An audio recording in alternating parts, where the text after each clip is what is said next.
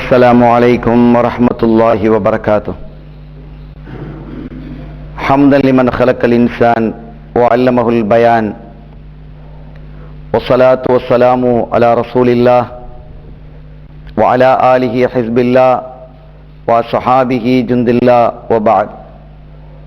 فقد قال الله تعالى في القرآن العظيم والفرقان المجيد: أعوذ بالله من الشيطان الرجيم، بسم الله الرحمن الرحيم، إن الدين عند الله الإسلام.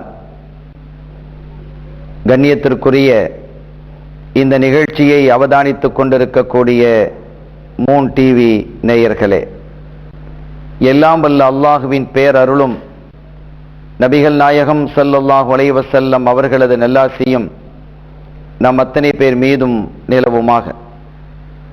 அல்லாஹும் அவனது ரசூலும் எந்தெந்த காரியங்களை எடுத்து நடக்க வேண்டும் என்று நமக்கு கட்டளையிட்டுள்ளார்களோ அவை அனைத்தையும் எடுத்து நடக்கவும், எவைகளை தவிர்த்து நடக்க வேண்டும் என்று உத்தரவு பிறப்பித்துள்ளார்களோ அவை அனைத்தையும் தவிர்த்து நடக்கவும் ஆரம்பமாக எனக்கும் உங்களுக்கும் நான் வசியத்து செய்து கொள்கிறேன். அல்லாஹ் தௌஃபீக் செய்வானாக. ஆமீன். அருமையானவர்களே, இன்று நோன்பு பெருநாள் ஈதுல் ஃபித்ர், ஹிஜ்ரி 1434 வருடத்தினுடைய நோன்பு பெருநாளை நாம் எல்லாம் மன நிறைவோடும் சந்தோஷத்தோடும் குதூகலமாக கொண்டாடி கொண்டிருக்கிறோம். அல்ஹம்துலில்லாஹ். இந்த நாளில் மகிழ்ச்சியும் மனநிறைவும் சந்தோஷமும் நிறைந்ததாக அல்லாஹ் நம்மை ஆக்கி வைப்பானாக, நம்மை சார்ந்தவர்களையும் ஆக்கி வைப்பானாக. இது போன்ற மனநிறைவும் சந்தோஷமும் மகிழ்ச்சியும் எல்லா காலங்களிலும் நிறைந்திருப்பதற்கான தௌஃபீக்கையும் அல்லாஹ் தந்தருள் பாலிப்பானாக என்ற பிரார்த்தனையோடு, கிபி 570 முதல் இஸ்லாமிய வரலாறு ஒரு ஆய்வு என்ற தலைப்பில் நாம் இவ்வளவு நாட்களாக இஸ்லாமிய வரலாறை குறித்து நாம் பேசிக்கொண்டு வருகிறோம். இந்த வரலாற்றினுடைய முக்கியத்துவம் என்ன என்பதை இன்றைய பெருநாள் உரையிலே நாம் குறிப்பிட இருக்கிறோம். இந்த வரலாற்றினுடைய தொடரை இன்ஷா அல்லாஹ் நாளை நாம் தொடர்வோம். இதற்கு இடையிலே இன்றைய பெருநாள் என்பதால் இந்த வரலாற்றினுடைய முக்கியத்துவம் குறித்த சில தகவல்களை நாம் பேச இருக்கிறோம். அருமையான பெருமக்களே, ஒரு சமுதாயம் எப்படிப்பட்ட சமுதாயம் என்று அறியப்படுவதற்கு வரலாறு தான் அடிப்படை. எப்படிப்பட்ட ஆட்கள் ஒரு மாப்பிள்ளையை பார்ப்பதற்காக அல்லது ஒரு பெண்ணை தேர்ந்தெடுப்பதற்காக முயற்சி செய்யும் பொழுது அந்த குடும்பத்தார்கள் என்ன செய்வார்கள்? மாப்பிள்ளையினுடைய குடும்பத்தார்கள் எந்த குடும்பத்தார்கள், அவர்களுடைய பாரம்பரியம் என்ன, அவர்களுடைய தொழில் என்ன, அவர்களுடைய செயல்பாடுகள் என்ன, அவர்கள் யாரோடெல்லாம் தொடர்பு கொண்டிருக்கிறார்கள் என்பது பற்றி அந்த வரலாற்று குறிப்புகளை எல்லாம் எடுப்பார்கள். அதே போன்று ஒரு பெண்ணை பற்றி தகவல் தெரிவதாக இருந்தால் நல்லொழுக்கம் உள்ள ஒரு பெண்ணா என்று பார்ப்பதோடு அந்த பெண்ணினுடைய தாய் தந்தையர் யார், அவர்கள் எந்த குலத்தை சார்ந்தவர்கள், அவர்களுடைய குண ஒழுக்கங்கள் எப்படி, அவர்களினுடைய சம்பாத்தியம் எப்படி, அவர்கள் யாரோடெல்லாம் தொடர்புடையவர்களாக இருக்கிறார்கள், யாரோடு சம்பந்தம் செய்து வைத்திருக்கிறார்கள் என்பதை எல்லாம் தெரிந்து கொள்வார்கள். ஆக ஒரு வரலாறு என்பது ஒவ்வொன்றுக்கும் அடிப்படையான விஷயம். ஒரு வரலாறு என்பது ஒரு சமுதாயத்தை தெரிந்து கொள்வதற்கு ஒரு அறிஞன் குறிப்பிட்டான். ஒரு நேரலையிலும் கூட, இந்த கிபி 570 இஸ்லாமிய வரலாறு ஒரு ஆய்வு நேரலையிலும் கூட ஒரு சமயத்தில் நான் இந்த தகவலை நான் சொன்னேன். ஒரு அறிஞர் குறிப்பிட்டான், அவனுடைய பெயரை குறிப்பிடுவது இங்கே தவறில்லை என்று கருதுகிறேன், சுஜாதா என்ற அறிஞன். அவனிடத்தில் ஒரு கேள்வி கேட்கப்பட்டது, இஸ்லாமிய சமுதாயம் இன்று வளர்ந்து வருவதற்கு என்ன காரணம்? இன்று மிகைத்து எல்லா சமூகத்தை விட மிகைக்கும் அளவிற்கு அவர்களுடைய எண்ணிக்கை எல்லா இடங்களிலும் பல்கி பெருகி வருகிறது. அமெரிக்கா, பிரிட்டன் போன்ற நாடுகளில் எல்லாம் கூட அவர்கள் விரைந்து வளர்ந்து வருகிறார்களே, மக்கள் சாறை சாறையாக இஸ்லாமியத்தில் போய் சேருகிறார்களே, இணைகிறார்களே, இதற்கான காரணம் என்ன என்று வினவப்பட்ட பொழுது அவன் பதில் சொன்னான், அவர்களுடைய சரித்திரம் தெளிவாக இருக்கிறது என்று. சரித்திர சான்றுகளை எல்லாம் அவர்கள் அப்படியே வைத்திருக்கிறார்கள். குர்ஆன் சொல்லக்கூடிய பல்வேறு சான்றுகள். இப்போது நாம் பேசிக்கொண்டு வருகிறோம், இஸ்கந்தர் துல்கர்னைன் அவர்களால் உருவாக்கப்பட்ட 2 மலைகளுக்கு இடையிலான ஒரு தடுப்பு. அந்த தடுப்பு இன்னும் இருக்கிறது. ரசூல் ஸல்லல்லாஹு அலைஹி வஸல்லம் உடைய காலத்திலேயும் சில தோழர்கள் அதை பார்த்திருக்கிறார்கள். அந்த செய்தி நாம் சொன்னோம். இன்றும் அதை பார்க்க முடியும். அந்த தடுப்பு இன்னும் இருக்கிறது. அதே போன்று கஹ்ஃப் சம்பந்தமான குகைவாசிகள் சம்பந்தமாக குர்ஆன் சொல்லுகிறது. அந்த குகைவாசிகளினுடைய குகை இன்றும் இருக்கிறது. அதே போன்று இந்த அழிக்கப்பட்ட கடலை பற்றி, சாவு கடலை பற்றி சொல்லுகிறது. அந்த கடல் இன்றும் இருக்கிறது. இது போன்று எத்தனையோ சின்னங்கள். இன்ன ஸஃபா வல் மர்வத மின் ஷாயிரில்லாஹ் என்கிறான். சஃபா மர்வா குன்றுகள் அல்லாஹ்வினுடைய அத்தாட்சிகளில் உட்பட்டது என்கிறான். அவைகள் இருக்கிறது. இப்படி இஸ்லாம் சம்பந்தப்பட்ட வரலாற்று நிகழ்வுகள் எல்லாம் இன்று பாதுகாக்கப்பட்டதின் காரணத்தினால் இஸ்லாம் இந்த அளவிற்கு பல்கி பெருகி கொண்டிருக்கிறது என்று அவன் குறிப்பிட்டான். ஆக ஒரு சமுதாயம் நிலைத்து நிற்பதற்கும் ஓங்கி வளர்வதற்கும் வளமான நிலையை அடைவதற்கும் அந்த சமூகத்தினுடைய வரலாறு பின்னணி என்பது மிக முக்கியமான ஒன்று. அதை நாம் விளங்கிக் கொள்ளணும். எனவே எந்த ஒன்றுக்கும் வரலாறு என்பது அவசியம். எல்லாம் வல்ல அல்லாஹ் ரப்புல் ஆலமீன் அவனும் திருக்குரானிலே பல வரலாறுகளை அவன் குறிப்பிடுகிறான். சையதுனா யூசுப் அலைஹிஸ்ஸலாம் அவர்களுடைய வரலாறை குறிப்பிடும் பொழுது அஹ்ஸனுல் கஸஸ், வரலாறுகளில் எல்லாம் மிக அழகானது என்கிறான். அது ஒரு தனி சப்ஜெக்ட் என்பதால் இதை நாம் கொண்டு வரவில்லை. அதை கொண்டு வருவதற்கான வாய்ப்பு இருந்தால் இணைத்துக் கொள்வோம் இன்ஷா அல்லாஹ். ஆக அது ஒரு அற்புதமான வரலாறு என்று அல்லாஹ்வே குறிப்பிடுகிறான். அஹ்ஸனுல் கஸஸி, வரலாறுகளில் மிக்க அழகானது என்று அவன் குறிப்பிடுகிறான். ஆக இந்த வரலாறுகள் எல்லாம் இந்த சமுதாயத்தை உயர்வுபடுத்துவதற்கு, அதே போன்று பல்வேறு வரலாறுகளையும் ரப்புல் ஆலமீன் அல்லாஹ் ஜல்ல ஷானஹு வ தஆலா குறிப்பிட்டிருக்கிறான். ஒவ்வொரு சமூகமும் எப்படி வாழ்ந்திருக்கிறது, சமூது கூட்டத்தார் எப்படி வாழ்ந்தார்கள், அவர்களிடத்திலே வந்த சாலிஹ் அலைஹிஸ்ஸலாம் அவர்கள் என்ன சொன்னார்கள், அந்த இரண்டு சமூகத்திற்கு இடையிலே சாலிஹ் அலைஹிஸ்ஸலாம் அவர்களும் மூமீன்களும் முஸ்லிம்களும், அதே போன்று அவர்களை எதிர்த்து நின்ற அந்த மற்றவர்கள், இவர்களுக்கு மத்தியிலே நடந்த உடன்பாடு என்ன, அந்த உடன்பாடை எப்படி அவர்கள் மீறினார்கள், அந்த ஒட்டகத்தை எப்படி அறுத்தார்கள் என்பது குறித்தெல்லாம் வரலாறு சொல்லுகிறது. அதே மாதிரி ஹூத் அலைஹிஸ்ஸலாம் அவர்கள் ஆது சமூகத்திற்கு அனுப்பப்பட்ட பொழுது அந்த ஆது சமூகத்தாருடைய வலிமைகள் எப்படி இருந்தது, எந்த அளவிற்கு அவர்களுடைய ஆற்றல் இருந்தது என்பதை எல்லாம் அல்லாஹ் குறிப்பிட்டு காட்டுகிறான். ஆதம் அலைஹிஸ்ஸலாம், ஆதம் மனிதனுடைய துவக்கம், மனிதர்களினுடைய தந்தை, மனிதர்களுடைய பிதா ஆதம் அலைஹிஸ்ஸலாம் அவர்கள் சொர்க்கலோகத்திலிருந்து இந்த பூ உலகத்திற்கு எப்படி இறக்கப்பட்டார்கள், நடந்த நிகழ்வு என்ன, அந்த வரலாற்று குறிப்பு என்ன என்பதை சுட்டி காட்டுகிறது. இதே போன்று கண்மணி நாயகம் ஸல்லல்லாஹு அலைஹி வஸல்லம் உடைய காலத்திலே நடந்த பத்ரு களம் பற்றி குறிப்பிட்டு காட்டுகிறது. ஹுனைன் யுத்தத்தை குறிப்பிட்டு காட்டுகிறது. ஃபத்ஹு மக்காவை சொல்லி காட்டுகிறது. ஹுதைபியா உடன்படிக்கை வரலாறை குர்ஆன் சுட்டி காட்டுகிறது. இப்படி எண்ணற்ற நிகழ்வுகள். தபூக் யுத்தத்திற்கு செல்லும் பொழுது அதிலே கலந்து கொள்ளாமல் பின்தங்கிய 3 தோழர்கள் எந்த காரணமும் இல்லாமல் பின்தங்கி போனார்கள். ஆனாலும் அவர்கள் நல்லவர்கள் தான், தூயவர்கள் தான். ஏதோ ஒரு பொடுபோக்கில் அவர்கள் இருந்து விட்டார்கள். அவர்களுடைய நிலை என்ன ஆயிற்று என்பதை எல்லாம் குர்ஆன் தெளிவுபடுத்தும். இப்படி பல்வேறு வரலாறுகளை அது சுட்டி காட்டுகிறது. அந்த வரலாறுகளை எல்லாம் இந்த தபூக்கு, பத்ரு, ஹுனைன், உஹது போன்ற ஃபத்ஹு மக்கா, மக்காவினுடைய வெற்றி, ஹுதைபியாவை எல்லாம் நாம் வரலாற்றிலே சொல்லிவிட்டோம். அதிலே நாம் விரிவாகவே நாம் பேசியிருக்கிறோம். ஆக நாம் பேசப்படாத நிகழ்வுகளில் தான் அதிகம், பேசப்படாத செய்திகள் தான் மிக அதிகம். ஆக நாம் பேசி எவ்வளவுதான் பேசி முடித்தாலும் இஸ்லாம் கூறக்கூடிய வரலாற்றிலிருந்து ஒரு பகுதியை தான் நாம் சொல்ல முடியும். அருமையானவர்களே, ஆக ஒவ்வொன்றுக்கும் வரலாறு என்பது மிக முக்கியம் என்பதை நாம் விளங்கிக் கொள்கிறோம்.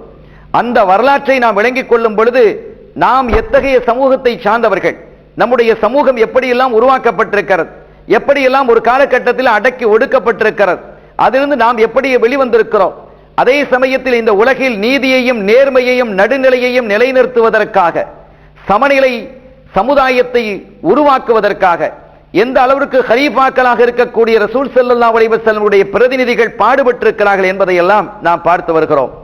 அவர்களுடைய காலத்தில் நடந்த யுத்தக்களங்கள் எப்படி இருந்தது, யுத்தக்களங்களிலே முஸ்லிம்கள் எப்படி நடந்து கொண்டார்கள், யுத்த நெறிமுறைகளை எப்படி பேணினார்கள், யுத்த சட்டதிட்டங்கள் ஒழுக்கங்களை எப்படி அவர்கள் கண்ணியமாக நடந்து கொண்டு காத்தார்கள் என்பதையெல்லாம் நாம் பேசி வந்திருக்கிறோம், பேச இருக்கிறோம்.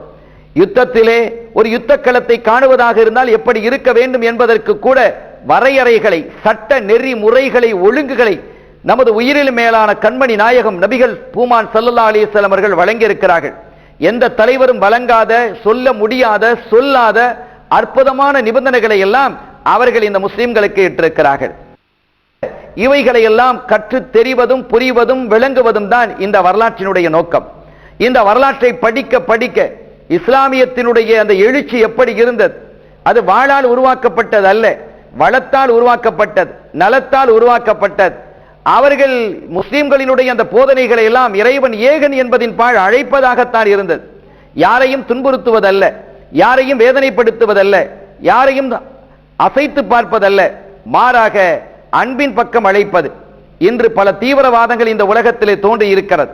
தீவிரவாதத்திற்கு பின்னால் இஸ்லாம் இருப்பது போன்ற ஒரு மாயையை சிலர் ஏற்படுத்தி வைத்திருக்கிறார்கள். இது முற்றிலும் தவறானது.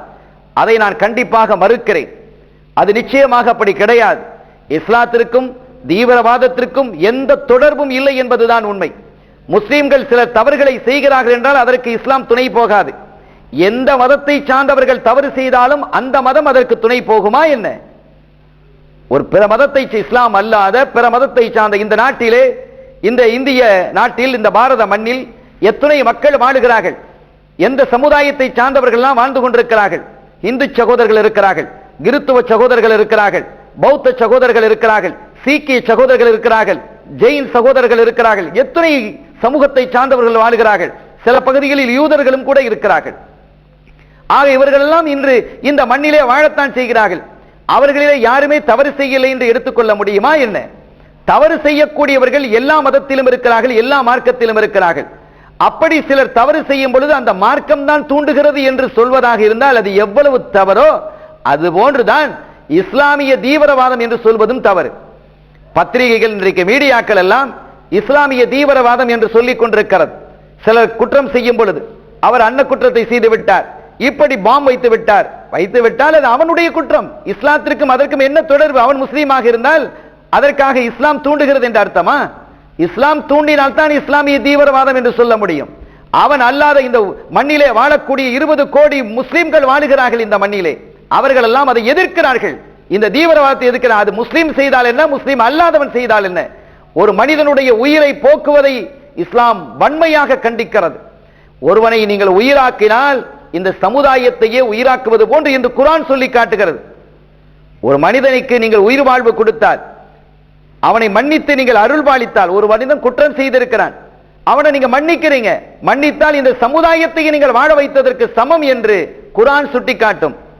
ஈவு இரக்கத்தோடு நடந்து கொள்ளுங்கள். யார் இரக்கம் இல்லாமல் இந்த மண்ணிலே நடந்து கொள்கிறார்களோ அவர் மீது அல்லாஹ் இறங்க மாட்டான், இரக்கம் காட்ட மாட்டான் என்று நபிகள் ஸல்லல்லாஹு அலைஹி வஸல்லம் அவர்கள் சொன்ன செய்தி இந்த இடத்திலே நான் பதிவு செய்ய விரும்புகிறேன்.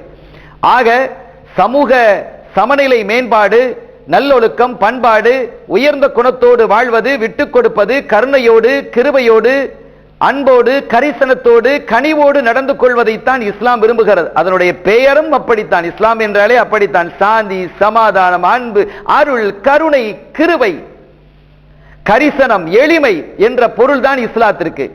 தன்னுடைய பெயரிலே இப்படிப்பட்ட ஒரு அற்புதமான அழகை வைத்துக் கொண்டு அது தீவிரவாதத்தை சொல்லுமா? நாங்கள் வருத்தத்தோடு பேசுகிறோம். இதை கேட்கக்கூடிய யாராக இருந்தாலும் சரி, அப்படி ஒரு கருத்து யாருடைய உள்ளத்திலாவது இருந்தால், ஏதாவது இஸ்லாமிகள், முஸ்லிம்கள், அது உலகத்தில் எந்த நாட்டை சார்ந்தவர்களாக இருந்தாலும், எந்த பகுதியை சார்ந்த முஸ்லிம்களாக இருந்தாலும், அவர்கள் தவறு செய்யும் பொழுது அது இஸ்லாமிய தீவிரவாதம் என்று சொல்லாதீர்கள். அந்த முஸ்லிம் செய்த தவறு என்று வேண்டுமானால் நீங்கள் சொல்லுங்கள், அது உங்களுடைய உரிமை. அது அவன் செய்தால் அது அவனுடைய தவறு. அதே போன்று இஸ்லாத்தை மட்டும் நான் சொல்லவில்லை. எந்த மதத்தை சார்ந்தவன் எந்த குற்றத்தை செய்தாலும் அந்த மதத்தோடு சம்பந்தப்படுத்தி நீங்கள் பேசாதீர்கள். நமக்கெல்லாம் தெரியாதா, இந்த மண்ணிலே, இந்த தமிழகத்திலே எத்துணை பெரிய அட்டகாசத்தை ஒரு மனிதன் செய்து கொண்டிருந்தான். சந்தன மரங்களை கடத்தி கொண்டு, காவல்துறை அதிகாரிகளை கொன்று, யார் அவனை பற்றி தகவல் கொடுக்கிறார்களோ அவர்களுக்கெல்லாம் சங்கடங்களை ஏற்படுத்தி கொண்டிருந்தானே, அவனும் ஒரு மதத்தை சார்ந்தவன் தான். அந்த மத தீவிரவாதி என்று யாராவது சொல்லுகிறார்களா அவனை? இது போன்று எத்தனை தவறுகள் இந்த மண்ணிலே நடந்து கொண்டிருக்கிறது, எத்தனை நடந்திருக்கிறது. அதற்கெல்லாம் அந்த மதத்தோடு சம்பந்தப்படுத்தி பேசுவோமா, பேச முடியுமா? முடியாது, பேசக்கூடாது என்கிறோம். ஆகவே மதத்தோடு தனிநபர் செய்யக்கூடிய குற்றத்தை இணைத்து பேசுவதை நாம் விரும்பவில்லை, இஸ்லாம் விரும்பாது, எந்த மதமும் விரும்பாது. ஆகவே தவறு செய்யக்கூடியவர்கள் எந்த மதத்தை சார்ந்தவர்களாக இருந்தாலும் அவர்கள் தண்டிக்கப்பட வேண்டியவர்கள் என்பதை நாம் விளங்கிக் கொள்ளணும்.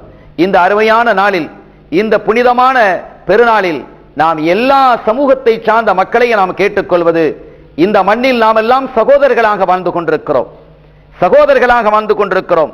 சில தேவையில்லாத இயக்கங்கள், சில தேவையில்லாத மனிதர்கள், தேவையில்லாத பிரச்சனைகளை நமக்கு மத்தியிலே உருவாக்கும் பொழுது அதற்கு நாம் பலியாக ஆகிவிடாமல் எச்சரிக்கையாக இருந்து நம்முடைய அந்த நட்பு, நம்முடைய ஒற்றுமை, பல மதத்திற்கு மத்தியிலே, வேறுபாடுகளுக்கு மத்தியிலே ஒற்றுமையாக வாழக்கூடியவர்கள் இந்தியர்கள் என்ற ஒரு பெயர் உலகெங்கிலும் இருக்கிறதல்லவா?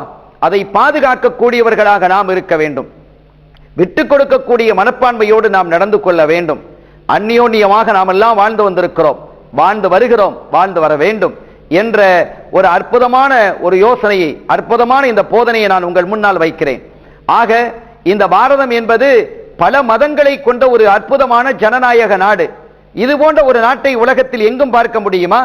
சமீப காலமாகத்தானே இந்த பிரச்சனைகள், மத பிரச்சனைகள், சமுதாய பிரச்சனைகள், சாதி சண்டைகள், இவைகளை எல்லாம் விட்டொழிந்து நாம் வெளியிலே வந்து விடுவோமையானால் நமது நாட்டுக்கு நிகராக இந்த மண்ணில் எந்த நாடும் இல்லை.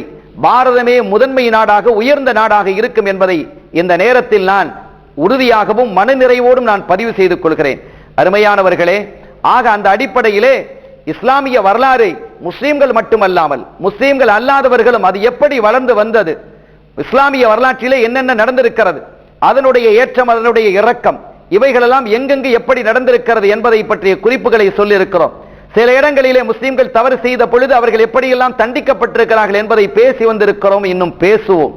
அதே சமயத்தில் இஸ்லாம் அது உயர்ந்தது, அது என்றும் தவறுக்கு துணை போகாது என்பதையும் நாம் பல இடங்களிலே உறுதிப்படுத்தி வந்திருக்கிறோம், தெளிவுபடுத்தி வந்திருக்கிறோம், இன்னும் தெளிவுபடுத்துவோம் தேவைப்பட்டால்.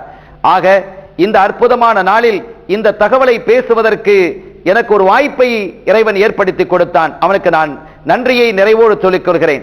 இன்னும் சில தகவல்களை ஒரு சிறிய இடைவேளைக்கு பிறகு நாம் பார்க்கலாம். அருமையானவர்களே, இன்று ஈதுல் ஃபித்ர், நோன்பு பெருநாள். இந்த பெருநாளில் நாம் கடந்து வந்த கிபி 570 இஸ்லாமிய வரலாறு ஒரு ஆய்வு என்ற தொடர் நிகழ்வோடு சம்பந்தப்படுத்தி இந்த பெருநாளையும் இணைத்து நாம் பேசிக் கொண்டிருக்கிறோம். அந்த வரலாற்று குறிப்புகள் நாம் நேற்று நிறைவுபடுத்தி சில இடத்தில் விட்டு வந்திருக்கிறோம். அதை நாளை இன்ஷா அல்லாஹ் நாம் தொடர்வோம். இன்றைய பெருநாள் என்பதால் அதோடு இணைத்து என்னுடைய இந்த உரையிலே இந்த பெருநாளை குறித்த தகவல்களை நான் சொல்கிறோம். இது நோன்பு பெருநாள் என்றும் ஈகை திருநாள் என்றும் இதற்கு பெயர். இந்த நாளில் கடந்த 29 நாட்கள் அல்லது 30 நாட்கள், இந்த ஒரு மாதமாக மக்கள் நோன்பு நோற்றிருக்கிறார்கள். இறைவனுக்காக தங்களினுடைய புலன்களை அடக்கி இருந்திருக்கிறார்கள் முஸ்லிம்கள். காலை விடிகாலை முதல் சூரியன் அஸ்தமிக்கும் வரை ஏறக்குறைய 14 மணி நேரங்கள் அவர்கள் இந்த உண்ணா நோன்பிலே அவர்கள் தொடர்ந்து இருந்து வந்திருக்கிறார்கள். ஒரு மாத காலமாக எதையும் உண்ணுவதில்லை, எதையும் குடிப்பதில்லை, எதையும் சுகிப்பதில்லை. எதெல்லாம் உடலுக்கும் உள்ளத்திற்கும் ஒரு இச்சையை ஏற்படுத்தி தருமோ அதை விட்டும் அவர்கள் எல்லாம் தனித்திருக்க வேண்டும், பிரிந்திருக்க வேண்டும் என்பது இறை கட்டளை, நபியினுடைய கட்டளை. அதை ஏற்று தலைமேற்கொண்டு சிறமேற்கொண்டு அதை ஒரு மாத காலமாக ஆற்றி இருக்கிறார்கள் முஸ்லிம்கள். நாங்கள் ஆற்றி இருக்கிறோம். இப்படிப்பட்ட நிலையிலே இந்த மாதிரி ஒரு பொறுமையாக சாப்பிடாமல் 14 மணி நேரம் சாப்பிடாமல் குடிக்காமல் எவ்வளவு தாகம் ஏற்பட்டாலும், எவ்வளவு கடுமையான வெயிலாக இருந்தாலும், இங்கேயாவது பரவாயில்லை, மேற்கத்திய நாடுகளை எடுத்துக்கொண்டால் 18 மணி நேரங்கள் 19 மணி நேரங்கள் எல்லாம் இன்று அவர்கள் உண்ணா நோன்பு இருந்து கொண்டிருக்கிறார்கள். அவர்களுடைய அந்த கோடை காலம் விரிவானது, நீண்ட நேரம் அவர்கள் நோன்பு இருக்க வேண்டியது இருக்கிறது. காலையிலே 3:30 மணிக்கு அவர்கள் நோன்பு வைப்பார்களேயானால், சாப்பிடுவார்களேயானால், அடுத்து அவர்கள் சாப்பிடுவது இரவு 10:15 மணிக்கு அவர்கள் நோன்பை விடக்கூடிய நேரம் அது. அப்போதுதான் சூரியன் அஸ்தமிக்கிறது பிரான்ஸ் போன்ற ஐரோப்பிய நாடுகளிலே, மேற்கத்திய நாடுகளில். எனவே இவ்வளவு நேரம் அவர்கள் இறைவனுக்காக பொறுமை காக்கிறார்கள். மனைவி அருகிலே இருந்த பொழுதிலும் கூட அவளை தொடுவதில்லை. தங்களுடைய இதயத்திலே ஏற்படக்கூடிய ஆசைகள், வேட்கைகளை எல்லாம் அடக்கிக் கொள்ள வேண்டும் என்று இறைவன் கட்டளையிட்டிருக்கிறான். மனிதனை பக்குவப்படுத்துவது, அவனை புனிதப்படுத்துவது, மனித நேயம் தெரிந்தவனாக ஆக்குவது இந்த நோன்பினுடைய ஒரு குறிக்கோள். அதுபோன்று இந்த சமூகத்திலே வறுமை கோட்டுக்கு கீழே வாழக்கூடியவர்கள், இந்த சமூகத்திலே எத்தனை வறுமை கோட்டுக்கு கீழே வாழக்கூடிய மக்கள் இருக்கிறாங்க, பசியில வாழக்கூடியவங்க, அவர்களுடைய பசியை எல்லா முஸ்லிம்களும் மூமின்களும் தெரிய வேண்டும் என்ற அடிப்படையிலே இந்த நோன்பு அதற்காகவும் விதியாக்கப்பட்டிருக்கிறது. ஏழை எளியவர்கள், வறுமைக்கு கோட்டுக்கு கீழே வதங்கி கிடக்கக்கூடிய அந்த மக்களினுடைய பசியை நீங்கள் எல்லாம் உணர்ந்து அவர்களுக்கு எந்த அளவிற்கு நீங்கள் உதவ வேண்டுமோ அந்த அளவிற்கு நீங்கள் உதவ வேண்டும். அவர்களுக்கு தாராளமான நிதி உதவி செய்ய வேண்டும் என்பதையும், அவர்கள் வயிறார சாப்பிடுவதற்கான வழிவகைகளை நீங்கள் செய்து தருவது உங்கள் மீது தார்மீக கடமை என்பதையும் இந்த உண்ணா நோன்பு நமக்கு தெளிவுபடுத்துகிறது. அதற்காக இந்த ஒரு மாத காலம் நாம் வாழ்ந்தோம் என்பதற்காகவே இந்த பெருநாளை இறைவன் நமக்கு என்ன செய்திருக்கிறான், பரிசாக தந்திருக்கிறான். இதிலே உண்ணா நோன்பு இருக்க முடியாது, நோன்பு இருக்கக்கூடாது.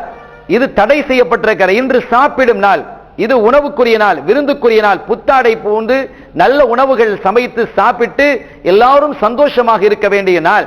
இப்படி ஒரு நாள் மறுமையிலும் ஏற்படும், அது இறைவனை சந்திக்கும் பொழுது என்று நபிகள் நாயகம் ஸல்லல்லாஹு அலைஹி வஸல்லம் அவர்கள் குறிப்பிட்டு காட்டுகிறார்கள். இந்த நாளைக்கு, இந்த பெருநாளைக்கு ஈகை திருநாள் என்று ஒரு பெயர் இருக்கிறது. இந்த நாளுக்கு ஹஜ்ஜு பெருநாள் என்று ஒரு நாள் வரும், பக்ரீத், அதற்கு தியாக திருநாள் என்று பெயர், இதற்கு ஈகை திருநாள் என்று ஒரு பெயர் இருக்கிறது. ஏழை எளியவர்களுக்கு நீங்கள் தாராளமாக உதவ வேண்டும் என்று மார்க்கம் சொல்கிறது.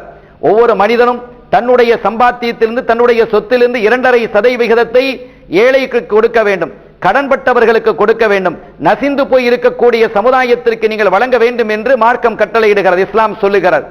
ஆக அந்த வகையிலே நீங்கள் அது எந்த நாளில் கொடுத்தாலும் அது ஏற்றம் என்ற பொழுதிலும் இந்த நாளில் கொடுப்பது, இந்த ரமலானில் நீங்கள் கொடுப்பது என்பது மிக்க ஏற்றம், மிகவும் சிறந்தது. எனவே அதனால் தான் இந்த நாளை ஈகை திருநாள், இந்த பெருநாளை ஈகை திருநாள் என்று வழங்கப்படுகிறது. ஒவ்வொருத்தரும் தாங்கள் உண்ணக்கூடிய உணவிலிருந்து 2.5 கிலோ ஏழை எளியவர்களுக்கு வழங்க வேண்டும். ஷாஃபி மத்ஹபின் பிரகாரம் 2.5 கிலோ ஏழை எளியவர்களுக்கு வழங்க வேண்டும் என்ற ஒரு சட்டத்தையும் மார்க்கம் சொல்லுகிறது. அரிசியாக இருந்தால், அது கோதுமையாக இருந்தால், அவர்கள் வளமையாக என்ன உணவை உட்கொள்கிறார்களோ அந்தந்த பகுதி மக்கள். இப்ப நம்ம பகுதியை பொறுத்தவரைக்கும் அரிசியை நாம சாப்பிடுறோம், வடநாடுகள் எல்லாம் கோதுமை சாப்பிடுவாங்க. எனவே அந்தந்த முக்கியமான உணவுகளிலே 2.5 கிலோ ஷாஃபி மத்ஹப் என்ற அந்த பிரிவை சார்ந்தவர்கள் வழங்க வேண்டும் என்று மார்க்கம் சுட்டிக்காட்டுகிறது. இப்படி அதே போன்று ஹனபிகளாக இருக்கக்கூடியவர்கள், பெரும்பாலும் இந்த நாட்டில் ஹனபிகள் இருக்கிறார்கள், அவர்கள் கொடுக்க வேண்டிய அளவு என்ன என்பதையும் குறிப்பிடப்படுகிறது. எல்லாரும் ஏழைகளுக்கு கொடுக்கணும். கொடுத்து சாப்பிடு, கொடுத்து உண்ணு, கொடுத்து வழங்கு, கொடுத்து வணங்கு என்பதை எல்லாம் மார்க்கம் சொல்லுகிறது. இதையெல்லாம் இந்த நாளையில் நாம் நினைவுபடுத்துவதில் சந்தோஷிக்கிறோம். ஏழை எளியவர்களுக்கு, பசித்தவர்களுக்கு, வாழ்க்கையே கண்முன்னால் காண முடியாமல் கசங்கி போய் கிடக்கக்கூடிய குமர்களுக்கு நல்ல வாழ்வை ஏற்படுத்தி கொடுப்பது என்பதையெல்லாம் நினைவுபடுத்தும் முகமாகவே இந்த நாள் அமைந்திருக்கிறது. இந்த நாளில் நாம் எப்படி சந்தோஷமாக இருக்கிறோமோ அப்படியே உலக வாழ் அத்துணை மக்களும் சந்தோஷமாக இருக்க வேண்டும், அத்துணை மாந்தர்களும் மனநிறைவோடு இருக்க வேண்டும், அவர்களுடைய கஷ்டங்களிலிருந்து அவர்கள் வெளிவர வேண்டும், வறுமை கோட்டுக்கு மேலே அவர்கள் பாய்ந்து வர வேண்டும் என்பதையெல்லாம் இந்த ஈகை திருநாள் நமக்கு எடுத்து காட்டுகிறது. அருமையானவர்களே, சரித்திர சான்றுகளோடு, சரித்திரம் எத்தகைய அவசியம் என்பதோடு, என்ற செய்தியோடு இந்த ஈகை திருநாளினுடைய செய்தியும் நான் இணைத்து நான் பேசியிருக்கிறேன். இன்ஷா அல்லாஹ் மீண்டும் நாளை அந்த வரலாற்று தொடரை நாம் காண்போம். எல்லாம் வல்ல அல்லாஹ்வின் அருளையும் ஸல்லல்லாஹு அலைஹி வஸல்லம் அவர்கள் ஷஃபாத்தையும் பெறுவோமாக. ஸல்லல்லாஹு அலா முஹம்மத் ஸல்லல்லாஹு அலைஹி வஸல்லம், ஸல்லல்லாஹு அலா முஹம்மத் ஸல்லல்லாஹு அலைஹி வஸல்லம், ஸல்லல்லாஹு அலா முஹம்மத் யா ரப்பி ஸல்லி அலைஹி வஸல்லிம். வஸ்ஸலாமு அலைக்கும் வரஹ்மத்துல்லாஹி வபரகாத்துஹு.